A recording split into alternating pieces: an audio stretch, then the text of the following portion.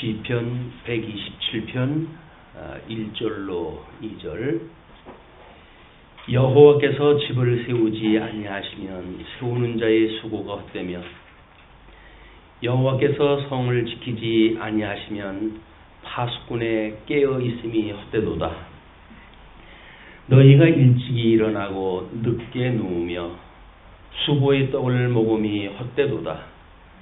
그러므로 여호와께서 그의 사랑하시는 자에게는 잠을 주시는도다. 네, 오늘 교재를 보시게 되면 제1절이 하나님의 의에 대한 찬양시인데 그 가운데 두 번째 회복하신 권능 찬양시입니다. 네, 아래에 한쪽 가로 3번으로 해가지고 127편서부터 136편까지가 복주심에 대한 찬양시예요. 네, 그럼 복주심이라고 하는 그 이야기는 우리가 성경에서 말하고 있는 복이 무엇인가를 살펴보질 않으면 우리가 지금 127편서부터 136편까지 그 이스라엘 백성들이 찬양한 내용을 제대로 우리가 감지를 할 수가 없고 그리고 여전히 세속적으로 우리가 보고 있는 복의 관점에서 성경을 볼 수밖에 없는 겁니다. 그걸 우리는 이제 요즘 기복 사상이라고 이렇게 이야기해요. 복을 비는 이런 거 신앙이다. 이렇게 해가지고 보통 건전한 기독교에서는 배척을 갖다 하는 그런 내용인데도 불구하고 사람들은 주신 복은 숨기지도 못하고 맨날 복 달라고 이렇게 해가지고 비나이다 칠성님께 비나이다 부처님께 비나이다 그것도 안 되면 예수신께 비나이다 뭐 이렇게 해가지고 모든 그 종교가 마치 복을 비는 것이 신앙이라고 이렇게 이야기하는데 그렇지 않습니다. 우리나라에 들어와져 있는 불교도 이렇게 그 기복신앙이라고 하는 것이 어떤 거예요? 이게 우리나라에 들어와가지고 뭐 벽에 맡에도 복복자요, 이부자리에도 복복자요, 옷구름에도 복복자요, 복복자를 쓰기 좋아하는 우리나라에 들어와가지고 그리고 기독교나 불교가 왜곡이 되어진 거야.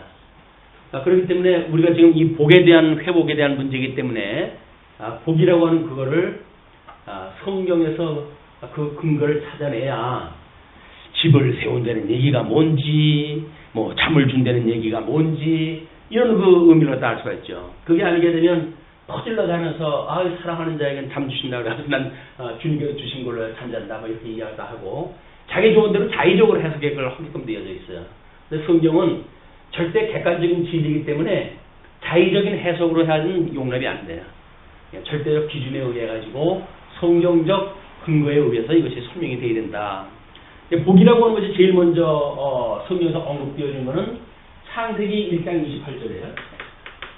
창세기 1장 28절에 이제 복을 주시며 그러죠? 복을 주시며 그리고 가라사대 생육하고 번성하라 그리고 땅을 정복하라 그리고 다스리라 라고는 나라의 3요소를 언약으로 하심으로 해가지고 하나님께서 우리에게 주신 것이 복과 나라라고 하는 두 가지를 아담에게 주셨어요. 이건 아담이 받은 거예요. 아담에게 하나님께서 이 복과 나라를 주었는데 복이라고 하는 단어를 보게 되면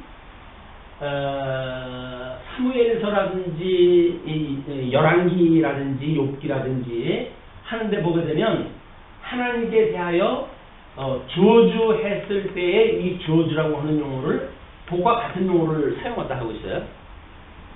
그래서 우리는 일찍이 이 양대 언약이라고 하는 그거는 복이라고 하는 것에는 저주가 포함되어져 있고 이 나라라고 하는 것도 천국과 지옥이라고 하는 것이 포홀되어져 있는 그런 개념으로 우리가 이제 이걸 받아들인 겁니다. 그렇기 때문에 사망이 생명에 상신받아졌다. 그런 그 이야기도 바로 이 사망이 생명에 상신바가 되어졌다는 이야기는 이 저주는 저주 아래 있던 사람들이 복 있는 사람에게는 특별히 저주를 뛰어넘는 초월되어진 복을 받게 되어진다고 하는 그런 개념이에요.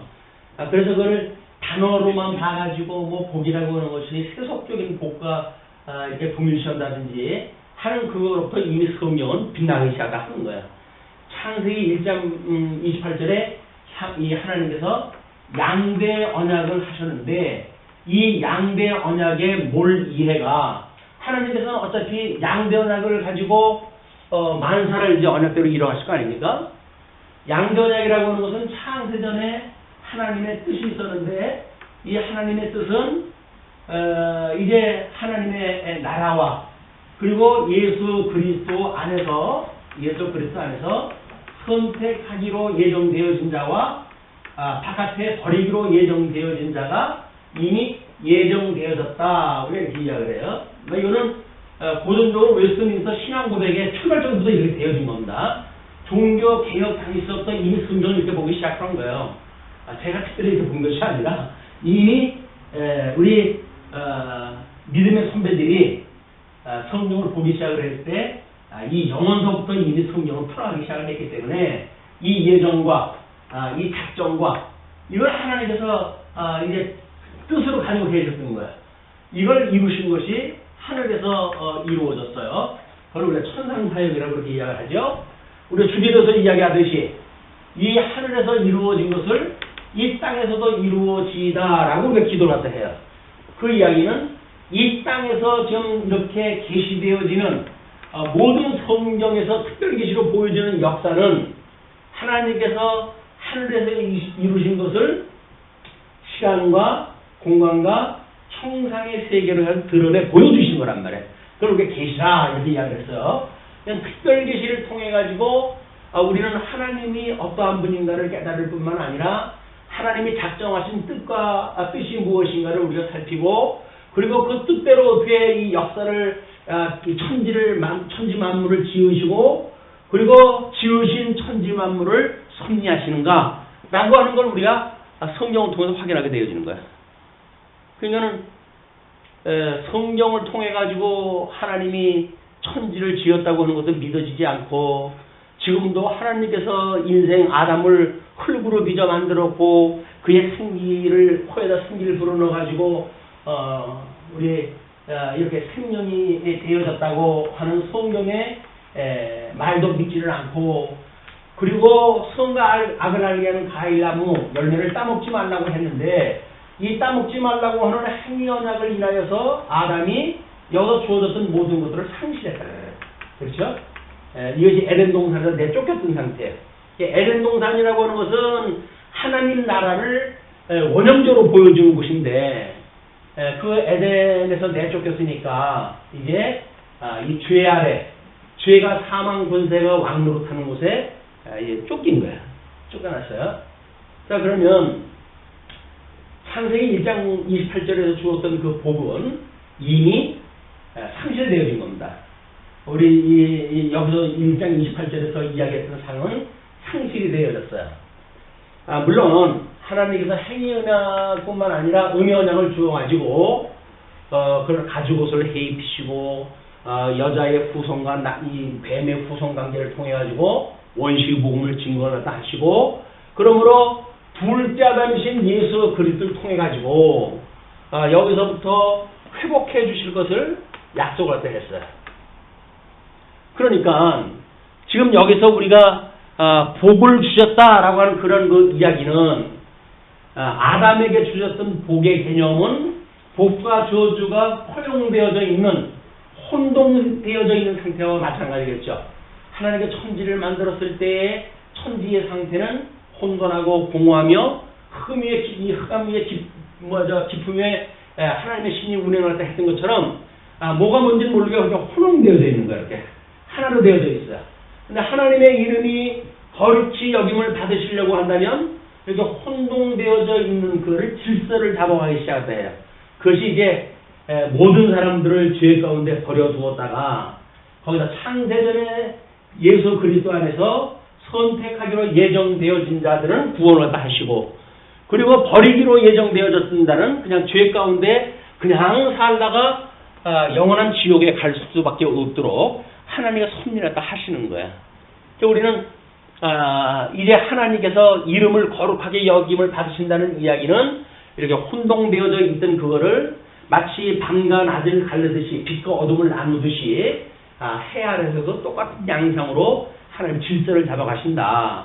질서를 잡아가시려고 한다면 타자와 불택자가 혼동되어져 있는 아담의 상태로 해야지 이루어질 수가 없어요. 첫째 아담은 일단 행위 언약으로 인해 가지고 망해야 되겠고 죄가 이 세상에 들어와야 되겠고 그래서 모든 인생은 아담의 후손으로 태어난 모든 인생들은 죄 아래 우리가 출생되어지는 거예요. 그래서 우리 죄 가운데 우리가 잉태되어졌고 죄 가운데 출생되어졌다라고 이제 그 시편 기자들이 이야기하고 이런 그 내용도 전부 이런 원리로 만들어지는 것들이에요. 그런데 하나님이 가지고 계시는 이 복이라고 하는 그 개념은 우리 하나님의 뜻은 원래 하나님은 선과 악을 일반으로 여기시는 분이라고 이렇게 이야기를 했어요. 그래서 이 하나님은 선과 악이라고 하는 절대 이성적 기능을 가지고 계신 분이에요. 그러니까 절대 이성적 기능을 가지고 계신 분이기 때문에 지금 이런 선한 뜻을 이루시기도 하고 또 악한 것을 이루어가지고 지옥도 하나님께서 다 만드신 겁니다. 지옥도 하나님의 나라예요. 하나님께서 만들어 가시는 역사, 섭리하시는 역사는 어둠의 역사가 없다고 생각을 하시면 안 돼요. 천국도 지옥도 다 하나님의 나라예요. 그러니까 하나님께서 이 선악을 일반으로 여기시는 하나님께서 이렇게 에덴 동산에 있던 이제 아담을 내쫓았어요. 그래서 이 악 가운데 아담이 이게 빠져지게 되어졌는데 이걸 타락인이라고 이렇게 이야기해요. 타락인 되어졌다. 에덴 동산에 있었던 것을 원인이라고 한다면 이 에덴에서 추방되어진 우리 그 아담을 타락인이라고 이렇게 이야기를 합니다. 때로는 자연인이라고 이렇게 이야기해요. 자연인이라고 하는 이야기는 그냥 태어날 때부터 그냥 그런 거예요. 그냥 태어날 때부터 그냥 죄인으로 그러한 거. 말 그대로 스스로 그러하다라고 하는 게 자연이니까 그냥 태어날 때서부터 어떤 때서부터 그렇게 되는지는 몰라요. 그냥 태어날 때서부터 어머니 뱃속에 태어나고 출생을 할 때서부터 으앙 우는 소리와 동시에 이 땅에 태어나는데 그거는 타락인이라고 하는 그런 모습으로 이 땅에 출생되어지는 거야. 근데 이걸 모르니까 사람들은 선악설이니 선선설이니 라고 해가지고 이 구분을 하려고 그러는데 타락되어지고 있는 사람들이 상대적으로 선악이라고 하는 그걸 구분을 하기 시작을 했어요. 그러면 전부 죄 가운데 있기 때문에 전부 절대 악 속에 있는 사람들 아니에요. 이게. 절대 악 속에 있는 사람들 아니에요. 그러니까 절대 악 속으로 악에 있는 사람들이 나름대로 자기네들 사는 세상에서 선도 있고 악도 있다라고 하는 걸 구분을 하고 살아간 것이 일반 그 자연인들이 가지고 있는 윤리관이에요. 하나님께서는 창세기 11장까지 노아를 통해 가지고 이것을 모형적으로 예표적으로 어떻게 예수님을 보내줘가지고 구원할 것일까 또 어떻게 불로 심판하신 예수님을 물로 심판함으로 해가지고 예표적으로 보여준 사건이 창세기 11장까지 소개가 되어진 거예요. 근데 창세기 12장서부터는 이스라엘이라고 하는 나라를 통해 가지고 이제 하나님의 이 실체적인 섭리를 모형적으로 보여주기 시작할 때 했어요. 그렇기 때문에 구약 성경 창세기 11장까지를 제외해놓고 모든 성경은 이스라엘 역사를 가지고 설명하는 방식이에요. 근데 유감스럽게도 그는 예표로서 모형과 그림자에 지나지는 않습니다. 이것이 둘째 아담이신 예수님이 오셔야 이것이 실체적으로 이루어지는 거예요. 그래서 우리가 실체적인 언약은 첫째 아담에게 하셨던 것이 실체적인 언약이고 그 다음에 이스라엘 열조에게 주셨던 언약 아브라함과 이삭과 야곱에게 주셨던 그 언약은 모형적인 언약이에요. 모형적인 언약이기 때문에 아담에게 주어졌던 언약을 아주 구체적으로 설명하기 시작을 해요. 실체적으로는 아담 한 사람에게 주었던 언약을 열조에게 대해서는 아브라함을 통해서 이삭을 통해서 야곱을 통해 가지고 이 열조를 통해 가지고 구분을 하기 시작한 거예요. 그걸 모르게 되면 단순히 언약의 계승이라든지 이런 논리를 설명한다고 하는데 그거는 모형적 이 섭리에 대한 이해를 이게 분명하게 밝히기가 어렵습니다. 그러면 실체에 대한 모형이라고 하는 거는 이야기를 하는데 그 실체에 대한 모형이 왜 이렇게 자세하고 구체적으로 나오느냐? 그 이야기는 실체는 아담 한 사람을 통해 다 보여줬던 그림이거든요. 그걸 이스라엘 국가를 통해 가지고는 세세하게 설명을 해야 되기 때문에 이게 열조라고 하는 세 조상을 통해 가지고 하나님께서 이제 양대 언약을 주시고 양대 언약을 따른 선민 국가를 이 언약 자손이라고 이렇게 이야기를 하는데 언약 자손들에 대해서 설명을 해가기 시작을 해요. 근데 우리가 이 구약 성경에서 이야기하는 언약 자손은 단수로 쓴다 그랬어요. 단수. 언약 자손은 천만인이라고 이렇게 이야기하면서 왜 단수를 썼을까? 그 이야기는 오실 예수 그리스도가 언약 자손이기 때문에 그래요. 모형적으로 천만인에 대한 이야기를 다 했는데 그 이야기는 오실 예수에 대한 그런 그 예표적인 설명일 뿐이에요. 그러니까 우리는 예수님을 여기서 만나지 않으면 이 구약 성경은 아무런 의미가 없어요. 그래서 우리가 이 구약 성경을 통해 가지고 오실 자 예수 그리스도를 만나야 하나님께서 모든 사람들을 지혜 가운데 두시되 때가 이름에 또 하나님의 복음에는 의가 나타나서 믿음으로 믿음에 이르게 하는 이 구원의 역사가 소개가 되어지는 거야. 하나님께서 우리에게 어떻게 이 때를 살게 하셔서 예수 그리스도를 믿는 믿음을 주시고 그리고 영원붕토로 하나님을 찬양할 수 있는 하나님 백성으로 삼아주셨다고 하는 이 단 하나의 이유는 이 세상 살아가는 유일한 존재 가치예요.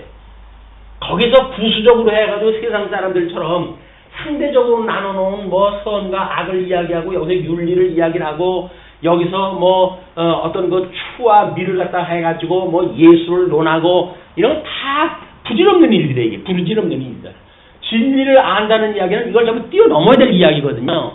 근데 겨우 상대적인 가치에 매달려가지고 그것이 마치 내 존재 이유처럼 생각이 들면 예수 그리스도를 믿으라 마나 새 생명을 얻은 것이 아니에요. 옛 생명에 따라가지고 살아가는 것 뿐이란 말이에요. 그걸 우리가 뒤집어 엎고 정말 새로운 피조물로서 하나님의 선택되어진 그런 그 백성으로 그리고 얼마나 그 하나님의 사랑을 받는 자녀인 것이 확인하고 그것이 우리들의 존재 이유라니까요. 살림살이 어려운 것이 때문에 우리가 고민하고 그럴 때가 아니에요. 지금 때가 어두워가지고 우리한테 주어지는 이 진리가 없어가지고 예수를 믿는데도 불구하고 예수가 어떤 분인지도 모르고 하나님을 아버지라고 부르면서도 그 아버지가 어떻게 생긴지 분인지를 몰라요. 아버지를 아버지라고 부르지 못하는 사람은 홍길동입니까?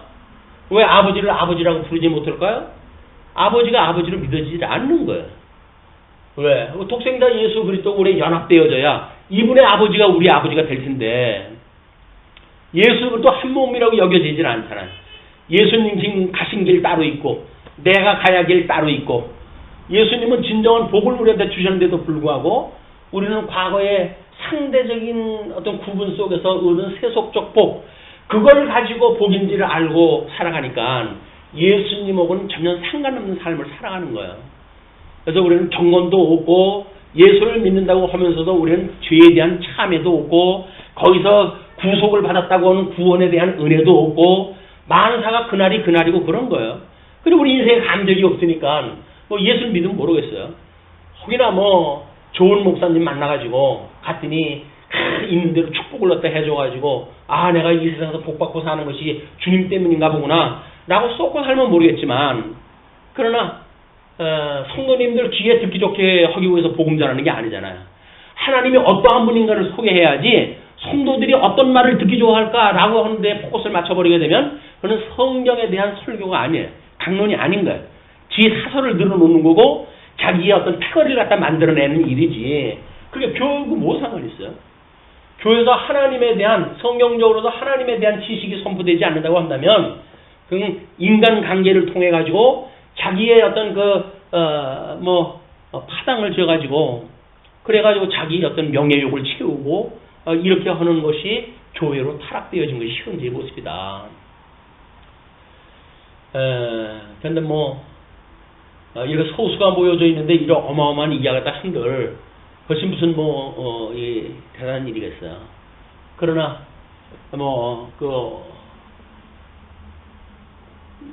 강구사님은 나름대로 아무도 없었을 적에도 강론을 갖다 했다고 하는 고백을 하던데 아무도 없는데도 강론을 갖다 했다고 그러는데 그래도 이게 얼마나 다행입니까? 들어주실 수 있는 분이 있는 것이. 이것이 예수 그리스도가 어떠한 분인가를 아는 이렇게 성경에서 이야기를 하는 복이란 말이에요. 그래서 창세전에 우리 하나님께서는 이미 여기서 선택과 유기라고 하는 복과 저주 이거를 하나님께서 이미 예정을 갖다 했고 양전약을 통해 가지고 하나님께서 이 주셨던 복이라고 하는 개념은 왠지 흐릿해요. 천지를 만드셨을 때에 혼돈하고 공허했던 모습처럼 복을 주었는데도 불구하고 복이 뭔지 저주가 뭔지 구분이 안 돼요. 그러니까 여기서 행위 언약을 인해 가지고 내쫓아야 저주 맛을 봐야. 그래서 이렇게 인생이 괴롭다고 한다면 주님께서 주셨던 복이 뭐란 말인가 라고 하는 갈등을 가지고 있고, 그러다가 우리 둘째 아담이 그 복을 내가 회복을 갖다 시켜줄게 라고 했을 때 우리는 감동을 받게 되어지는 거야. 거의 탕자에 비우고 모든 구약성경에 비우고 그리고 모든 신약성경에서 이야기했던 이야기들 다 그 이야기예요. 뭐 설명 방식은 뭐 여러 가지로 설명이 되어 있지만 지금 성경에서 하고 있는 그런 그 설명의 내용이 그거다. 이거는 상실했던 사람들이 누리는 복, 절대 아까운데 우리가 어떤 선악을 구분을 갖다 하고 여기서 말하는 복을 말한다고 하는 그 이야기는 사망 권세 아래서 누리는 복이에요. 그걸 뭐 우리는 신학적으로 해가지고는 하나님께 우리에게 그 어떤 복을 늘 이야기를 하니까 그 복을 죄 아래 있는 사람들이 상대적 개념으로 되어 있는 걸 일반적 은총이라고 그렇게 해요. 일반적인 그 복이다. 근데 이 일반적인 복 가지고는 하나님 나라 갈 수가 없어요. 여기는 특별 은총을 은혜 가지고 이 특별한 복을 갖다 받은 사람들만 하나님 나라에 들어갈 수가 있기 때문에 일반적인 복과 이런 특별한 복을 혼돈을 갖다 한다고 하는 그 이야기는 아담이 받았던 양대 언약이 혼동되어졌던 거나 똑같은 거죠. 이것도 복이고 이것도 복이고 이렇게 생각도 하는데 그게 아니다. 성경에서 말하는 복이라고 하는 것은 예수 그리스도 안에서 한 생명이 되어지는 거예요. 그래서 우리 하나님은 복의 근원이 되시는 분입니다. 저 복의 근원 되시는 분이 복을 주셨고 그걸 상실했던 사람들은 일반 은총을 가지고 그걸 복이라고 여기고 살아가던 가운데 예수 그리스도로 말미암아 구속을 받고 진정한 복이 무엇인가를 깨달은 사람들, 아담에게 받았던 그 복과도 더욱 분명한 복을 가지고 있는 사람들, 이 사람들이 예수 그리스도 안에서 주님의 몸된 교회를 이루고 위로는 하나님을 사랑하고 이웃을 내 몸같이 사랑하는 그 예수님을 죽도록 믿고 충성하는 성도들이에요. 우리는 예수님과 함께 죽어서 없습니다. 내 욕심 구할 거 이제 아무것도 없습니다. 나는 이래도 좋고 나는 저래도 좋습니다. 오직 주님 뜻대로 이루어 주세요. 라고 하는 것이 소위 말하는 교회에 모여져 있는 성도들이 가지고 있는 복이 아닌 이 개념이란 말이에요. 그런데도 여전히 세상의 거에 의해 가지고 믿음이라는 건 언제 믿으면 안 되나 죽기 전에 다 믿으면 되는 거지 라고 해가지고 유보하고 뒤로 밀어놓고 그러고도 일반 복이라고 하는 걸 추구하고 우리의 삶을 산다고 한다면 우리는 철저하게 쏘고 있는 거예요. 쏘고 있는 거예요. 사망 권세에 의해 쏘고 있는 거예요. 근데 우리 주님께서는 분명히 복음서에서 복음을 증거하면서 그러잖아요. 팔복을 선언을 갖다 하셔요. 팔복. 과연 성경에서 말하고 있는 복이 뭔가 8가지 예를 갖다 쭉 통해가지고 그것이 나야. 그 이야기예요. 그 팔복을 이룰 사람이 나야. 그러니까 이 중보자 되신 예수님의 팔복을 이루시기 때문에 그 예수님 안에 있는 우리들이야말로 진정한 이 복을 누리는 성도의 삶을 살게 되어진다. 근데 이 성도의 삶이라고 하는 그거는 우리는 우리 서신서에서 이루어지는 것처럼 모든 것들이 하나님께 주신 은혜로 우리가 믿고 사는 거예요.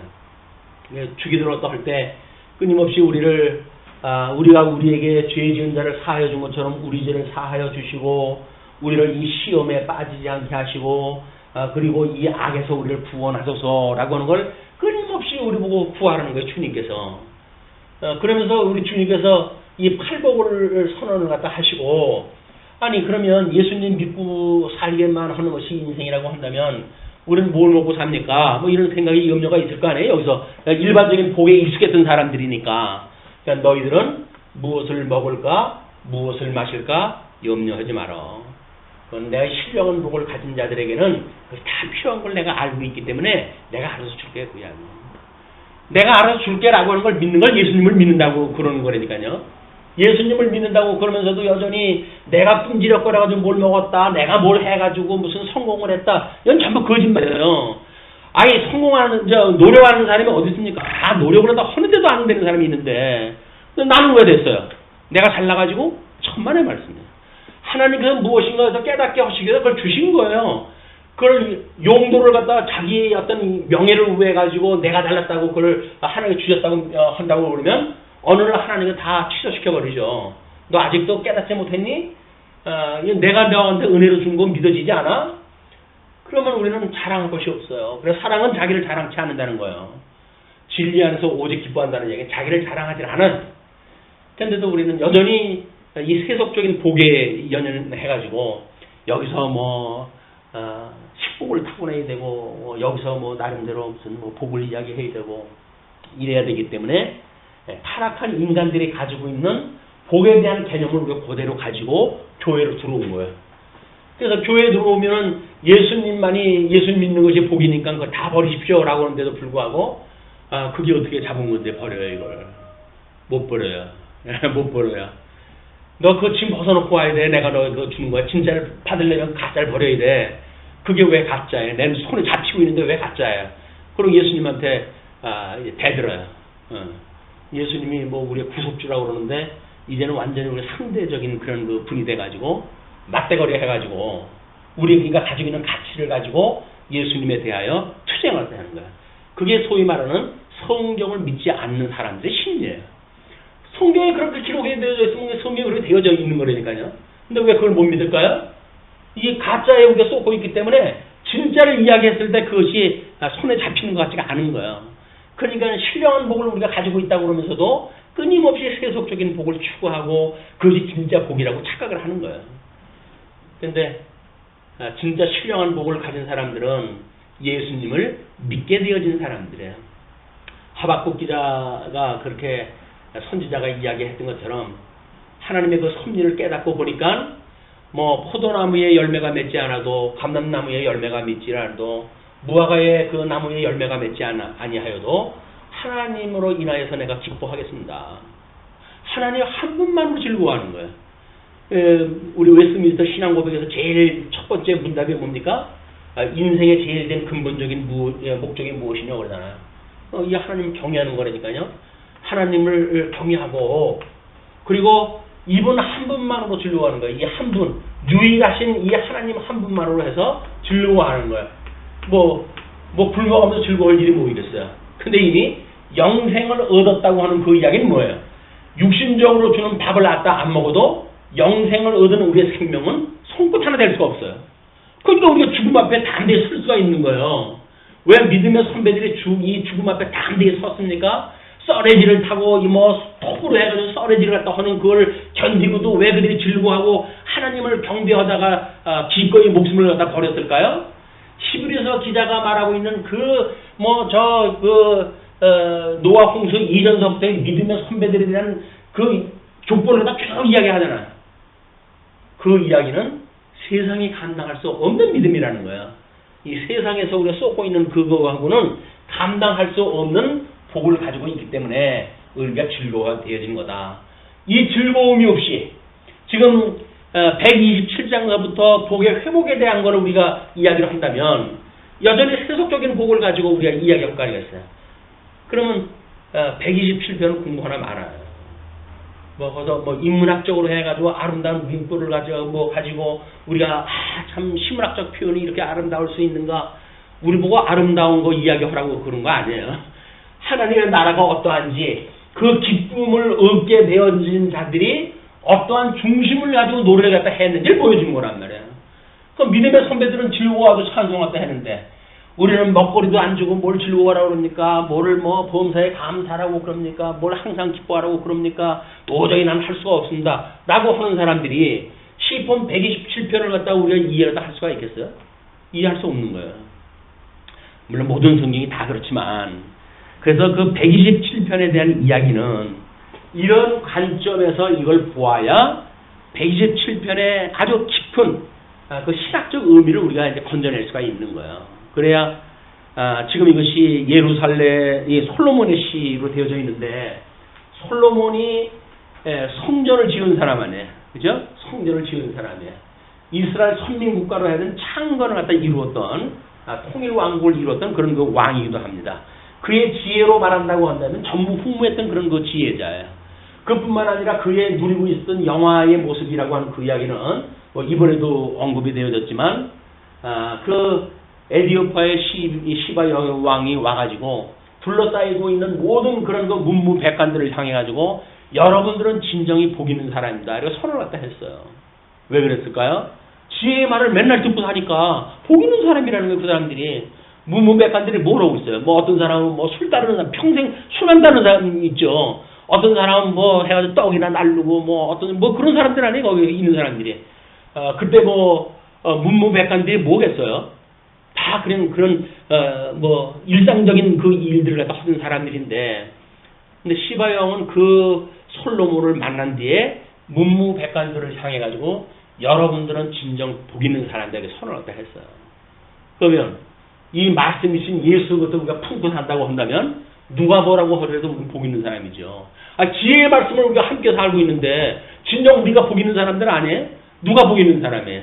여기서 뭐 먹거리 많은 사람이요? 아니면 뭐 다른 그 뭐 명예를 가지고 있는 사람이요? 아니니까요. 진정한 복 있는 사람은 예수 그리스도를 믿는 사람들이에요. 말씀을 우리가 먹고 그걸 일용할 양식으로 삼고 살아가는 성도들이야말로 우리가 복 있는 사람이다. 뭐 썸씽이 있었는지는 모르겠어요. 성경에서 말하고 있지 않으니까. 자, 그러면 127편대 이제 우리 교재를 보시게 되면 지금 표제에 나와져 있는 D편에 복주심에 대한 찬양시 127편의 시인은 솔로몬입니다. 인간의 생사화복을 주장하시는 하나님을 의뢰하며 그분께 순복할 때 참된 평안을 누리고 형통할 수 있다고 교훈한다. 뭐예요? 그러니까 결국 솔로몬이 보았을 적에는 모든 인간사의 생사화복이라고 하는 불교에서 말하고 있는 그 복이라고 하는 것을 불교에서 말했을 때 뭐 삼재, 뭐 대삼재와 소삼재 뭐 이런 것들을 다 면하고자 하는 것이 복이라고 그렇게 이야기를 하거든요. 근데 그런 거 그렇게 해가지고 뭐 나누고 찍고 할 것도 없어요. 솔로몬은 간단하게 노래를 갖다 부르면서 이 복이라고 하는 그런 그 개념을 그냥 이렇게 이제 노래를 갖다 하는 거예요. 예, 하나님을 주장하시는 그 생사복을 주장하시는 하나님 그를 의뢰하고 그분께 순복할 때 참된 평안을 누린다. 형통하다고 하는 건 그래서 주님의 뜻이 이루어지는 것이 형통한 거지 내 뜻이 이루어지는 것이 형통이 아닙니다. 주님의 뜻하고 상관없이 내 뜻이 형통하다고 한다면 우리는 적그리스도 길로 가고 있는 거예요. 이거는 철저하게 예수 그리스도의 그 길을 따라서 가는 일이야말로 이제 순적한 길을 만나는 일이고 형통이라고 하는 개념이 오는 겁니다. 자, 그럼 127편에 1절로 2절까지 섭리를 어기는 자의 헛수고를 지금 노래를 갖다 했죠. 여호와께서 집을 세우지 아니하시면 세우는 자의 수고가 헛되며, 집을 세운다는 이야기는 뭐예요? 뭐 실제적인 언약으로 본다고 한다면 이 나라가 큰 집이죠. 그리고 모형적인 이 선민국가에 와가지고는 아브라함에게 주었던 아브라함 이스라엘이라고 하는 나라예요. 이스라엘이라고 하는 나라에서 또 통치언약 부분으로 세분되어져 간다고 한다면 거기에 통일 왕국을 이루는 다윗과 솔로몬이 세운 통일 왕국을 이야기할 수가 있겠죠. 또는 뭐 더 작게는 솔로몬을 낳기 전부터 다윗의 일가를 이루는 모든 것들, 그 집을 세우는 거예요. 그런데 하나님께서 계시라고 하는 건 원리가 똑같아요. 다윗이 자기의 개인사적인 어떤 집을 세우는 일이나 또 자기의 아들을 통해 가지고 함께 더불어서 통일 왕국을 세우는 일이나 이런 아브라함이 양대 언약을 이루어 가지고 선민 국가를 총체적으로 이루어지는 역사나 이것이 노아 때에 거슬러 올라가 가지고 방주를 짓는 일이나 또 양대 언약을 받고 아담이 이것을 이룰 수 있는 이루어가는 그 일이나 똑같은 원리로 작동이 되어지는 거야. 그러니까 집이라고 하는 걸 어떤 단어적인 개념을 가지고 집은 이거다 정의하는 순간 우리는 단어에 갇혀버리고 마는 거야. 의미를 가지고 그 단어를 무한정으로 확장될 수 있는 그건데 그걸 겨우 원어라고 하는 거에 우리가 말려들어가지고 하게 되면 철저하게 단어 속에 우리가 함몰되어지고 그래서 이 어마어마한 하나님의 이 진리의 세계를 볼 수가 없게 되어진다. 자, 그 집을 세우는 자의 수고가 헛되다는 이야기는 뭡니까? 너희들이 하는 것이 아니야. 그 이야기입니다. 만사를 언약하시는 하나님께서 이걸 이루어 가신다는 이야기야. 우리 아담에게 주셨던 이 양대 언약은 실질적으로 우리 주 예수 그리스도를 통해 가지고 실체적인 성취가 이루어지는 거야. 이 실체적인 성취에 의해 가지고 하나님 나라가 공고히 되어지는 거고 그렇기 때문에 지금 집을 세우는 그런 그 일들 여기서 뭐 인본주의적인 사상을 가지고 충성을 했던 사람들이 얼마나 많습니까? 그런 자들은 다 집을 세우려고 자기가 세우는 줄 알고 그렇게 했어요. 그러나 이제 솔로몬이 그 지혜를 얻고 나서 자기가 좀 왕이 될 걸 왕이 된 것도 아니잖아요. 자기에게 어떤 혈통적으로 보게 되면 아마 자기의 이 다윗의 본처를 통해 가지고 서열상 자기보다 먼저 왕위에 올라갈 사람이 있잖아요. 그러니까 때로는 뭐 나단이 왕을 그 만세를 부르기도 하고 이런 일들이 만들어지는 거예요. 왜 그런 그 일들이 있게 되는가 혈통적으로 왜 이런 법이 장남을 통해 가지고 이 아버지의 지를 받은 장남을 통해서 물려주게 있는 거 아닙니까? 그러면 서열상으로 해가지고 장남이 죽으면 차자가 받고 그렇게 되어져 있어요. 그런데 다윗은 노년에 이게 그 쿠데타가 일어나니까 거기서 솔로몬을 왕위에 세우게 되어집니다. 왜? 하나님께서 솔로몬을 들어가지고 성전을 지은다고 약속을 했거든요. 그건 하나님이 세우신 왕이에요. 그렇게 족보를 따라가지고 장자가 왕을 한다는 이야기는 법통적인 왕을 말하지만 지금 이 솔로몬은 법통적으로 왕이 될 수 있는 자리가 아니에요. 그럼에도 불구하고 하나님의 은혜를 따라서 왕으로 자기가 지금 왕이 되어진 거 아닙니까? 그게 이미 왕이 되어진 것도 하나님의 은혜로 시작이 되어지는 거예요. 그러니까 솔로몬이 성전을 지었다? 왕이 아닌데 성전 지을 수 있을까요? 안 되는 거예요. 그러니까 일거수일투족 어떤 것 하나 하나님께 주신 은혜가 아니면 이루어질 수 없는 일이 이루어졌단 말이야. 솔로몬은 그걸 친히 계획을 갖다 하고 보았던 사람이에요. 그리고 수많은 우상을 끌어들여가지고 그의 젊은 시절을 얼마나 파란만장한 그런 세상을 살았습니까? 그러나 노년에 정신 차려가지고 그게 아무것도 아니라고 하는 걸 깨닫게 되어졌고 그런 그 솔로몬의 입장에서 봤을 때 이 정신이 멀쩡했을 때 성전을 짓고 성전에 올라가는 노래를 지었을 때 그 진정성은 우리가 이 성경 기록되어진 내용이에요. 거기서 자기 카심을 먹고 엉뚱한 짓 한 거는 성경에 말하지 않아요. 아니면 음행을 행했더라 이렇게 가지고 간음을 행했더라 우상을 섬겼더라 이런 걸로 설명을 하지 이렇게 찬양한 내용으로 노래를 하진 않는다. 근데 그것이 지금 솔로몬이 봤을 때 여호와께서 그 집을 세우셨다는 거야. 그래서 만약 그렇지 않다고 한다면 내가 해왔던 모든 일이 수고가 헛될 수밖에 없었다. 그 이야기죠. 그걸 누구를 통해서 봤을까요? 자기 선친을 봐도 알았겠죠. 선친은 그렇게 성전을 짓고 싶은 마음으로 가지고 오매불망했잖아요. 하나님은 넌 피를 많이 흘려서 안 된다는 거예요. 이게 지금 세우는 자의 입장에서 본다고 한다면 다윗의 뜨거운 그런 그 가슴만큼의 열정을 가지고 있는 사람이 누가 있습니까? 안 되는 거예요. 다윗은 하나님께서 아사라 참아라. 너는 손에 피를 많이 흘렸기 때문에 안 돼. 내가 너의 후손 솔로몬을 통해서 성전을 지을 것이야. 라고 이야기 한마디에 정리가 돼버려요. 하나님의 뜻이 아니로구나. 그래가지고 살아생전 그 아들이 집을 짓기 위해서 어떻게 해요? 모든 제목을 다 준비가 다 해놔요. 솔로몬은 그냥 얘라 저라 이렇게 하면 지어주게끔 다 준비가 돼 있어요. 그 이야기가 뭐예요? 여기서 말하는 그의 이야기 아닙니까? 세우는 자의 수고가 헛되며 다윗이 끝내 자기가 세우고 싶었다고 한다면 안 되는 일이에요. 그건 세워질 수가 없어요. 그러니까 준비만 다 해놓잖아요. 수고가 헛되는 걸 솔로몬은 자기 아버지를 통해 가지고 너무나 분명하게 본 거예요. 아니 아버지 어떻게 나 같은 사람을 통해 가지고 성전을 지켜십니까? 그리고 아버지가 다 준비했다. 아버지가 없어야 되겠죠. 이런 이야기가 해설인지 모르겠어요. 그러나 다윗은 아니란다. 하나님이 너에게 지목을 갖다 해가지고 내 뒤에 솔로몬이라고 아들을 줄 것인데 그 아들이 이 성전을 짓는다고 그랬어. 너의 몫이야. 이거는 지혜 있는 자를 불러가지고 성전을 완성하도록 해라. 라고 하는 걸 따라가지고 뭐 준비를 갖다가 뭐 그렇게 지네 아버지처럼 피 터지게 했습니까? 뭘 했습니까? 그저 있는 권세 가지고 뭐 아람에게 이야기해가지고 야 그 높은 산에 나무 좀 보내라. 우리가 무슨 뭐 바닷길로 해가지고 보낸 뭐 몇 가지 정도 준비한 것들이 있죠.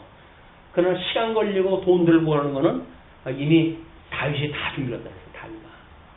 그러니까 세우는 자의 수고 헛된 거를 너무나 잘 아는 거예요. 세우는 자의 수고 헛된 거 아십니까? 이제 보이십니까? 내가 뭘 해야지 나가 해도 된다고 믿어진다고 한다면 헛된 꿈에서 깨어나십시오. 그것이 지혜자의 몫이에요. 그리고 여호와께서 성을 지키지 아니하시면 세우는 자와 지키는 자, 또 우리는 그거를 하나님의 사역에서 그 일을 갖다 보죠. 하나님의 사역은 창조 사역과 섭리 사역이라고 하는 것이 있잖아요.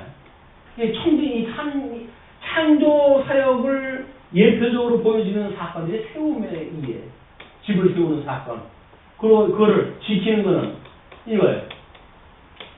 자, 예수님을 통해 가지고 이제 성령을 보내주셔가지고 주님의 몸된 교회가 창립이 돼요.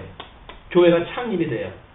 창립되어진 교회를 지키는 것, 그걸 우리가 견인이라고 그러잖아요. 견인. 누가 당한다고요? 하나님이 하시는 거예요. 하나님이 하시는 거예요. 구원받고 우리가 성화되어져 가는 것, 죽었던 자를 살리신 거는 주님이 하고, 그 다음에 예수님을 믿고, 그 다음에 교회 생활을 통해 가지고 열심히 사는 건 내가 산다고요? 천만의 말씀이에요. 다 하나님께서 은혜로 붙들어 주는 자들이 해야 할 걸. 그러니까 죽도록 고생을 갖다 하면서도 주님께 찬송을 하는 거야. 어떻게 나 같은 인생에 주님께서 이런 은혜를 주셔가지고 주님의 집에 이런 그 봉사의 일꾼으로 세우셨습니까? 그래서 자기 걸 다 내어주면서도 불구하고 오히려 하나님 앞에 찬송할 때요. 하나님 앞에 감사해요. 뼈관이 빠지면서도 하나님 앞에 기뻐요. 심지어 복음을 증거하다가 칼로 인하여 목숨을 잃어도 하나님 앞에 기뻐할 수 있는 것이 하나님이 지켜주신 은혜예요. 그걸 모르게 되면 내가 또 잘났다고 해야죠. 내가 해야 된다고 이야기를 해야 돼요. 시편 127편은 간단한 이야기 아닙니다. 전 우주 창조에 대한 거를 압축으로 해가지고 왜? 이것이 하나님의 계시 안에 계시를 갖다 보여주는 나라가 뭐예요? 선민국가예요. 이스라엘 국가. 이스라엘 국가를 섭리했던 그 핵심이 뭐예요? 예루살렘 성이에요. 예루살렘 성의 또 핵심이 뭡니까? 성전이에요. 성전의 핵심이 뭔가요? 지성소예요. 지성소의 핵심이 뭡니까? 법궤와 시은소를 통해 가지고 하나님의 이름을 두신 곳이란 말이에요. 하나님의 이름을 두신 곳. 하나님의 이름을 두었다고 하는 맥락에서는 천지 창조로부터 예루살렘 법궤와 시은소라고 하는 그런 지성소의 작은 장소에 이르기까지 이게 다 통일되어지는 원리란 말이에요. 근데 하나를 알면 다 아는 거예요. 이걸 모르게 되면 그러면 우리는 여전히 뭐 이거는 아는데 이건 모르겠어요 라고 해가지고 또 뭐 이렇게 뭐 저렇게 흔들리겠죠. 그렇지 않다. 지금 이 시인 솔로몬은 하나님의 집을 지으는 것도 세우시는 것도 하나님께서 하시는 거고 그뿐만 아니라 성을 지키는 것도 우리 주님이 하시는 일입니다. 그렇기 때문에 만약에 여호와께서 성을 지키지 아니하시면 파수꾼에 깨어 있으니 헛되도다. 뭐 눈을 갖다 그냥 아주 시퍼렇게 뜨고 적군이 들어오는지 잘 봐야지. 그럼 뭐래?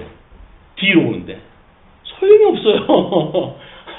우리 재물 모으는 사람도 마찬가지예요. 뭐가 뭐 열심히 노력을 해가지고 열심히 벌어들이는 것 같아. 그럼 뭐래? 뒤로 해가지고 이는 빼가고 저는 빼가고 다 빠져가지고 나중에 결산해 보면 없어. 그냥 장사하면서 입에 푸치런 거 외에는 많이 남는 게 없어요. 왜 그럴까요? 자식이 많아가지고 자식 키우다가 그랬나요? 자식한테다 그 이유를 돌리시렵니까? 안 되잖아요. 하나님께서 지켜주시면 소용이 없는 거예요. 그걸 모르면 인간이 해야 된다고 생각이 들어가지고 하루에도 12번씩 집을 지었다가 허물었다가 밤에 잠을 못 자. 집을 헐었다 세웠다. 왜? 그렇게 해야 기아 집 지었다가 아유 이거 딸린 것 같다.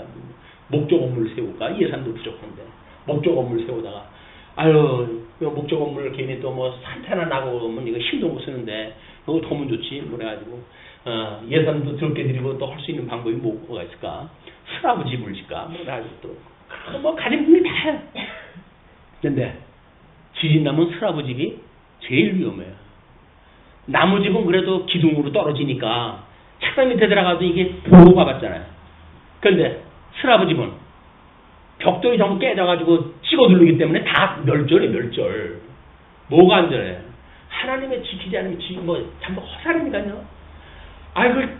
지금 며칠 전에 보여줬잖아요. 지진을 통해가지고. 지진 난 곳에 있는 사람들은 밤잠을 설치면서 지금 염려, 걱정을 하잖아요. 우리는 한층 건너 저 아랫역 이야기 안 해. 그러니까 지진에 대해서 별로 그렇게 걱정 안 해. 여기까지는 안 오니까.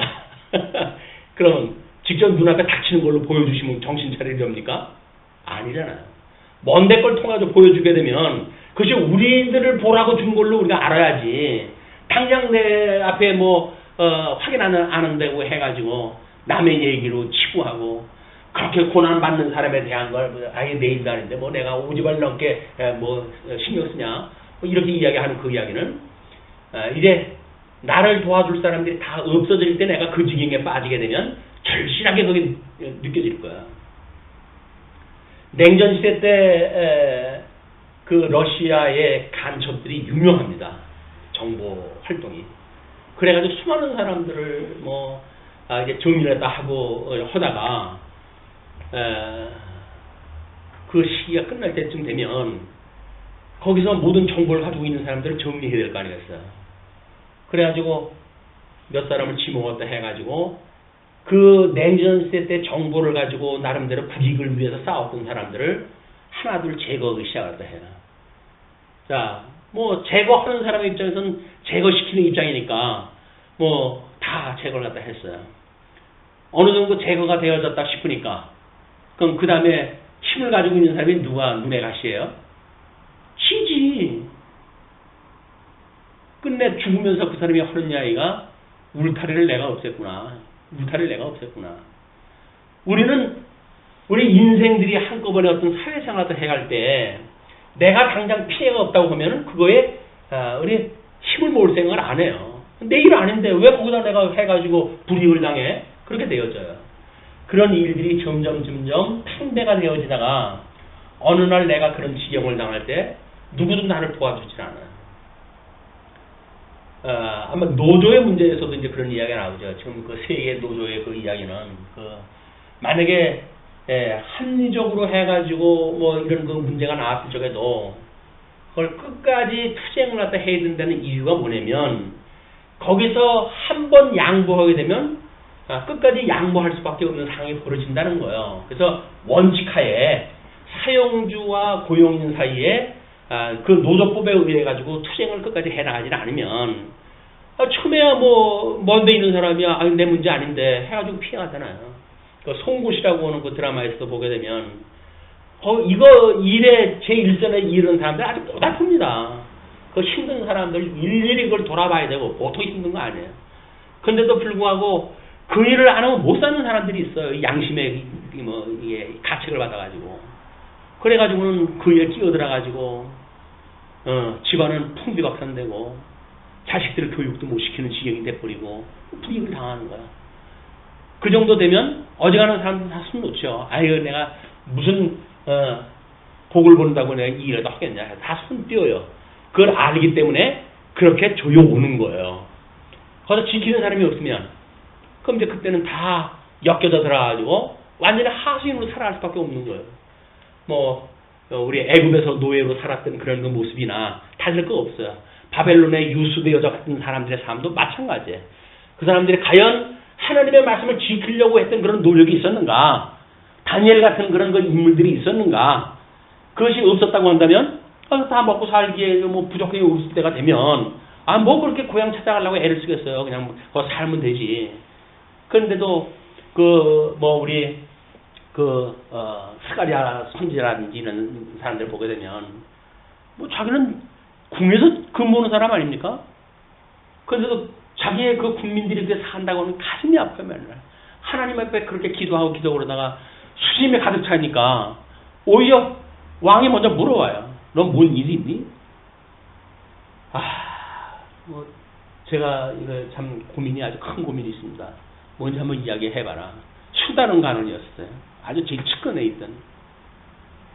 고향에 있는 사람이 이야기 들어봤더니 선한 고레스에 의해 가지고 성전을 지어라, 뭐 나라를 그렇게 해가지고 살아가라, 섬겨라 라고 했던 칙령에 의해서 백성들이 노임을 받고 가서 내려갔는데 들리는 이야기가 하나도 되어지는 게 없다고 합니다. 같은 민족으로서 제가 가슴이 미어집니다. 그래?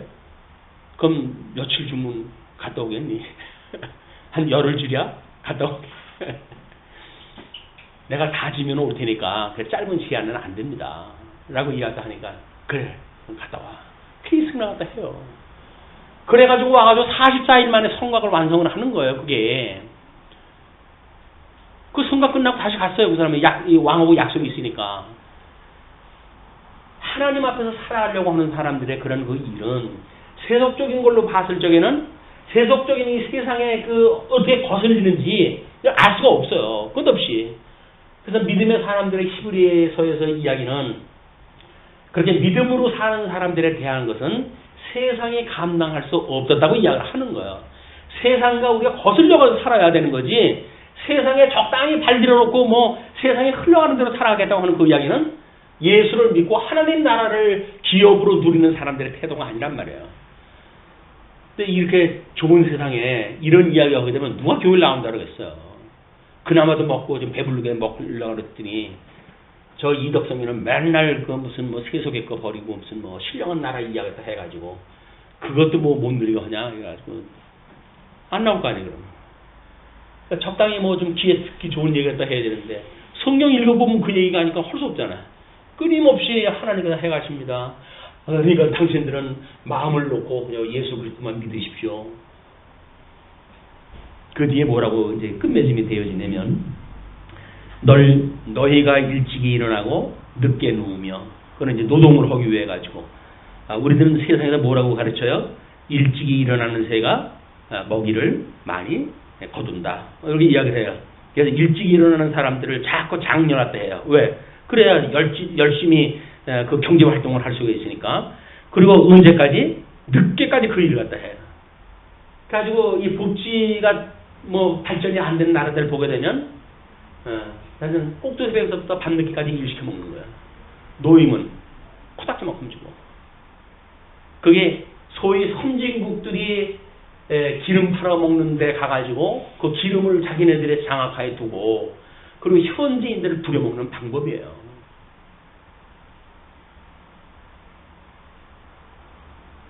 전부 기독교 국가입니다. 그 기독교 국가 중에서 제일 돈 많이 벌어가지고 11조를 내기 위해 가지고 회사까지 차려놓은 사람이 누구라고요? 그 사람이 그 짓을 갖다 해요. 그 불의한 재물을 주님께서 받으시겠어요? 11조를 낸다고 그러는데. 지금 그래서 복 받았다고 그러니까. 그건 복이 아니라 저주죠.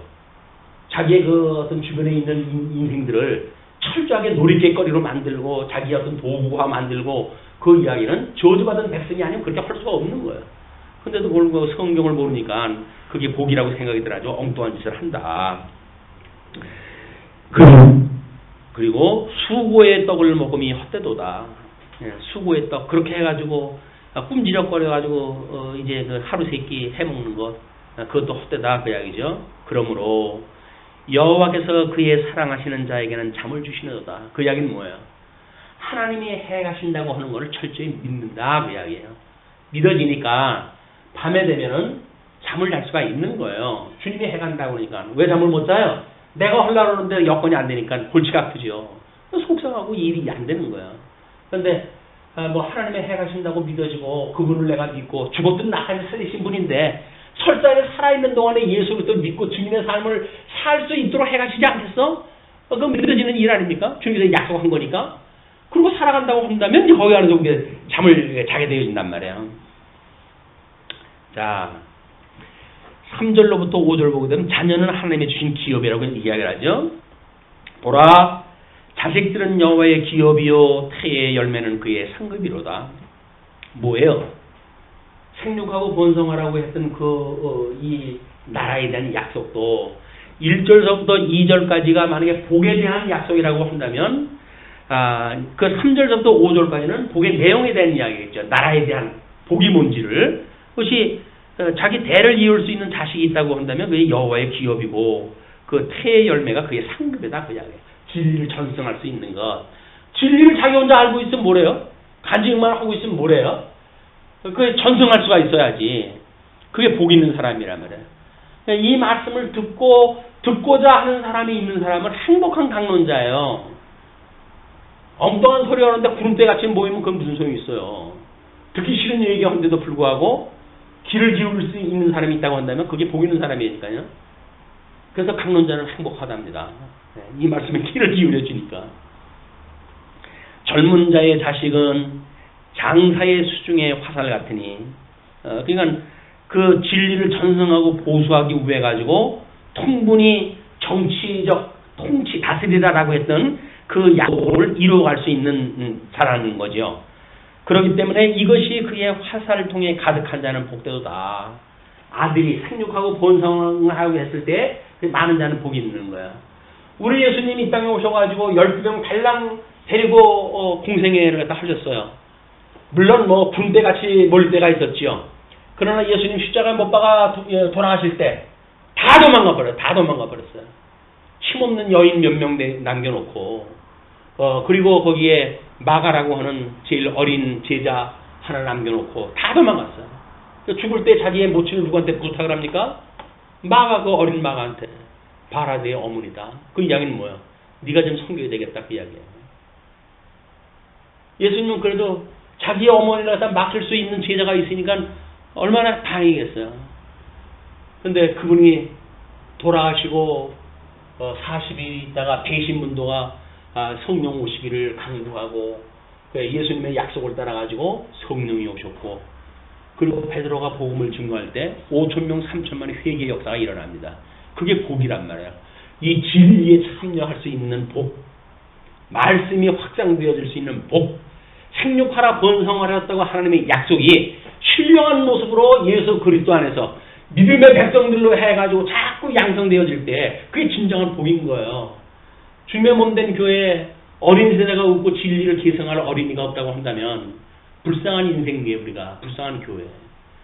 그 어린아이들이 성장해가지고 진리로 인해가지고 성장하고 그걸 후대에 전할 수 있는 그런 그 제목으로 해서 우리가 키워내야 가야 되는데 그게 안 된다고 한다면 어른들끼리 만나가지고 영국교회처럼 나이 먹고 뭐 머리 하얀 사람들끼리 만나가지고 그냥 습관에 의해서 예배만 드리면 모릅니까? 젊은이들은 다 교회 빠져나가고.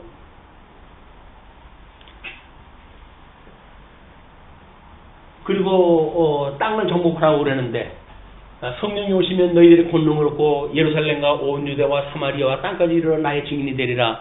한 대로 해가지고 복음이 증거되어지잖아요. 땅을 정복해 들어가잖아요. 그래가지고 대한민국까지 왔어요. 그게 신령한 복이 되니까요. 하나님 그 기업을 보여주시는 복이에요. 내 약속대로 되는 거 봤지? 이 시대에 우리한테 그걸 보여주시는 거예요. 그걸 모든 걸 다스리라고 그러는데 우리 주 예수 그리스도가 만왕의 왕이 되시는 분 아니에요. 만왕의 왕이 돼가지고 모든 걸 다스린다는 분 아니에요. 그래서 우리는 그의 통치를 다 믿습니다. 그래서 그분이 허라고 하는 걸 우리가 순종할 수 있다고 한다면 우리 복 있는 사람이에요.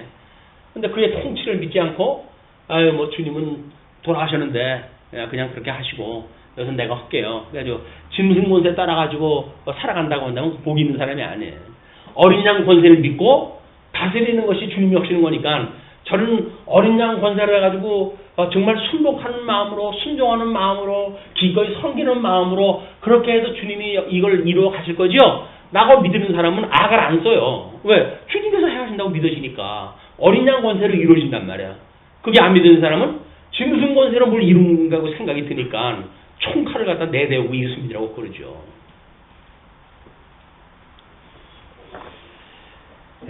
이것이 화살통에 가득한 자는 복되도다. 그들이 성문에서 그들의 원수와 담판할 때에 수치를 당하지 아니하리로다. 하나님의 의로만 우리 아람에게 가죽옷을 해 입혔을 때 그 가죽옷으로만 예수 그리스도의 의의 옷으로만 우리는 수치를 당하지 않을 수가 있는 거예요. 여기서 뭐 돈이 없다고 수치를 당한다고요? 거짓말이에요. 명예가 없다고 수치를 당한다고? 거짓말이에요. 뭘로 수치를 다 가린다고요? 오직 예수 그리스도의 의의 옷으로 우리는 수치를 가리는 거야. 하나님 보시기에 수치롭지가 않아야지.